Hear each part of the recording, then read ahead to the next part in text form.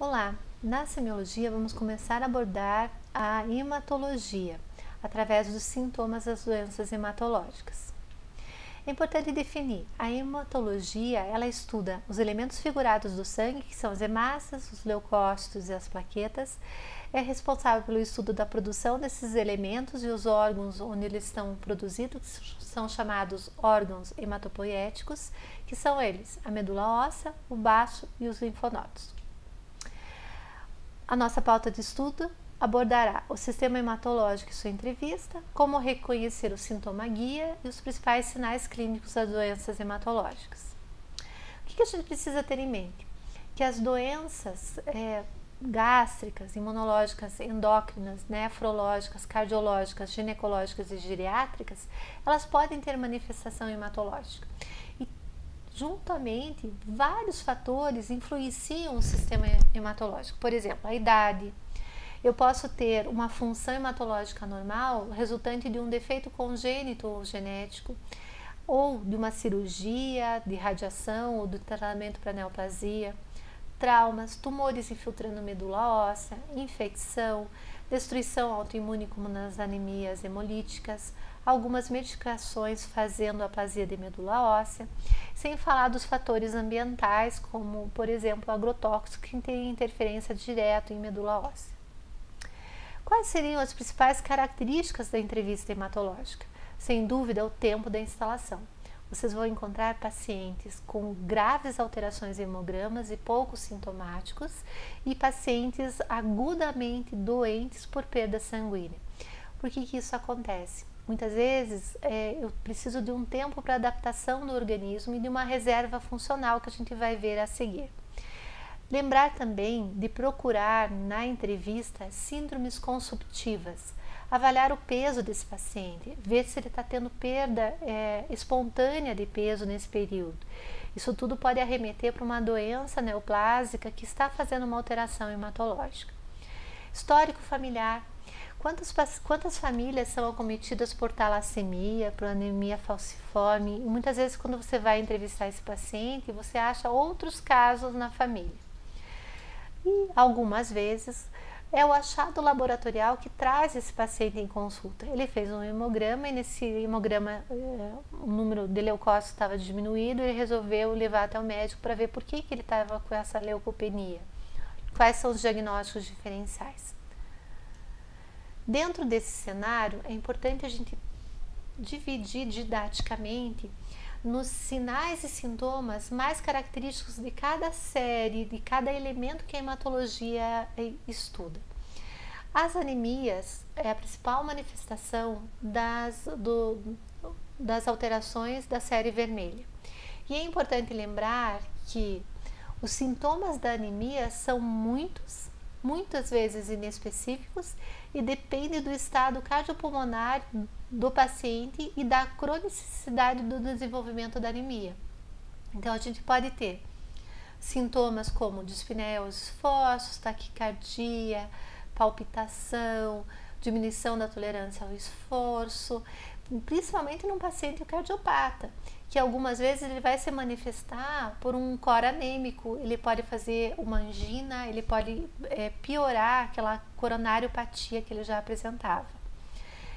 De sintoma que arremete à presença da anemia, a fadiga, o cansaço são dois que a gente precisa sempre lembrar se esse paciente está num quadro anêmico.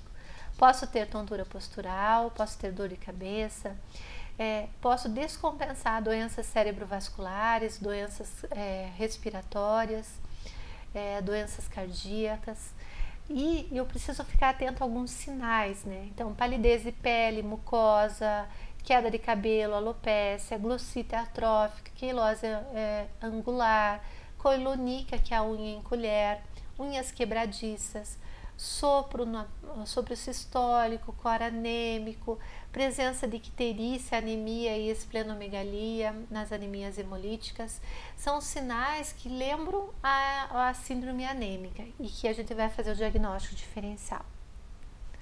Por outro lado, distúrbios da coagulação devem ser pesquisados para tentar avaliar se esse paciente tem um distúrbio de coagulação de hemostasia primária, que envolve as plaquetas, ou secundária, que envolve os fatores de coagulação, através dos seguintes sintomas: história de sangramento anormal, epistaxe, menorragia, tempo de sangramento prolongado em pequenos ferimentos, sangramento por trauma mínimo, sangramento exagerado após extração dentária, sangramento excessivo após cirurgias maiores ou parto ou após trauma.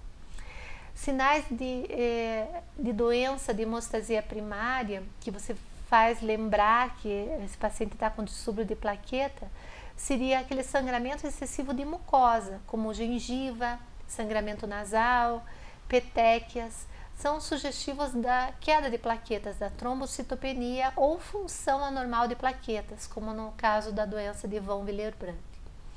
Já os distúrbios de coagulação da hemostasia secundária, eles têm a característica da hemartrose, que é sangramento intraarticular, dos hematomas profundos e sangramento retroperitoneal.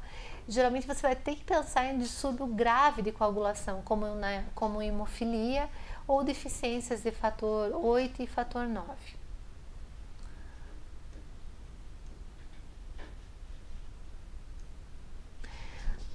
Outra situação que é uma emergência na hematologia é a pesquisa das leucemias agudas. São células jovens em circulação e geralmente são doenças com história curta, de 1 a 2 meses. E os sintomas são decorrentes da falência da medula óssea, como síndrome febril secundária à neutropenia.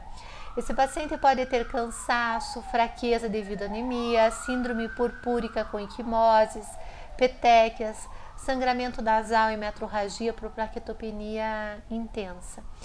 A gente precisa diferenciar pela idade. A gente tem uma ideia que a leucemia mieloide aguda ela é mais frequente nos idosos acima de 70 anos. Já a leucemia linfóide aguda é a neoplasia mais frequente na infância, geralmente na faixa de 2 a 10 anos, e no adulto a incidência dela é menor e aumenta após os 40 anos de idade. Muitas vezes a infiltração é tão grande na medula óssea que você pode ter dor óssea intensa, espontânea, e a compressão do externo, que é o sinal de Craver. Isso na leucemia aguda. Já quando eu tenho as síndromes mieloproliferativas crônicas, e dentro dessas síndromes a leucemia mieloide crônica, a gente vai ver que a apresentação é mais insidiosa, que geralmente o diagnóstico é feito por exame de rotina.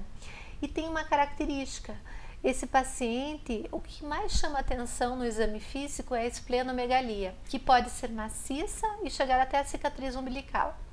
A policitemia vera também é um diagnóstico feito por exame de rotina, e o paciente às vezes apresenta um rubor facial crônico, dor nas extremidades, especialmente nos pés. Uma outra doença que tem que ser investigada e faz parte do estudo dos linfonodos são os linfomas, as doenças linfoproliferativas. O que a gente precisa ficar atento? A regra é envolvimento linfonodal. Então, geralmente é um linfonodo indolor, insensível à palpação, firme, elástico, não aderido a plano profundo.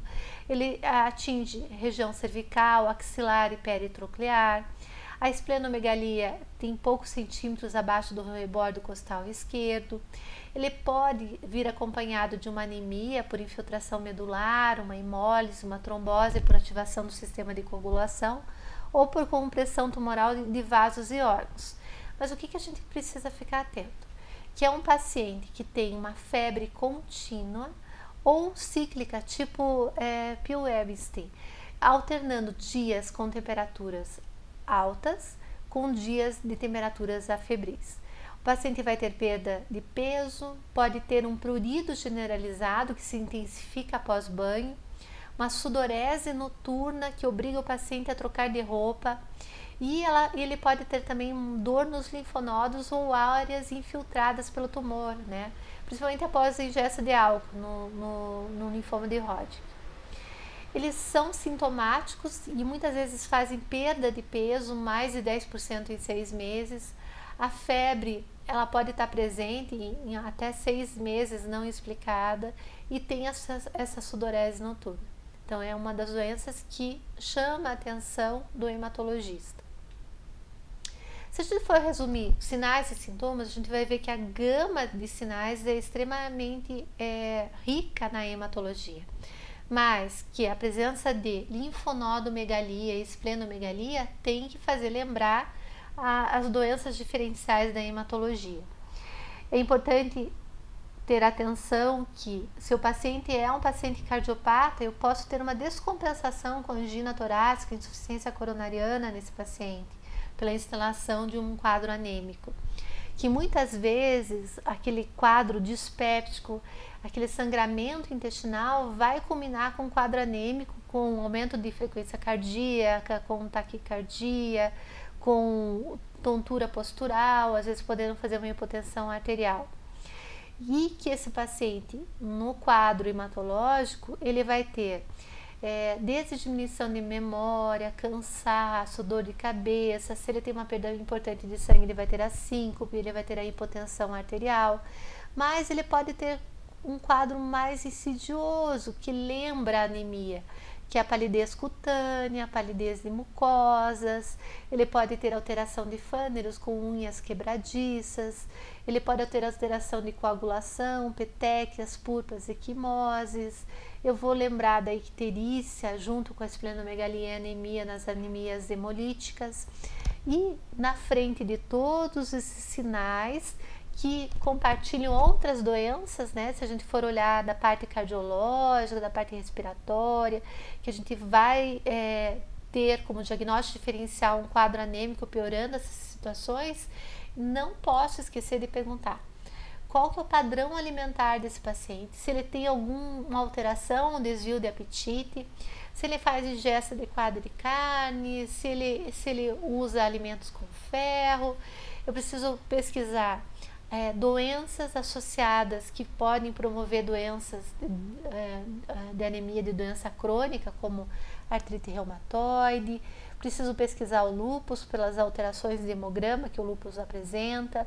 Preciso avaliar se esse paciente sofreu uma cirurgia intestinal, ou ele é um paciente pós-bariátrico, que às vezes tem que repor ferro, vitamina B12, que cursa com anemia. Avaliar ciclo menstrual, se tem metrorragia, como que é esse ciclo, se ele tem febre, se ele vem apresentando sangramento gengival, nasal, urinário, se ele tem histórico de tromboses e se ele usa alguma medicação que pode estar interferindo no sistema hematológico. Então, por hoje é só, pessoal.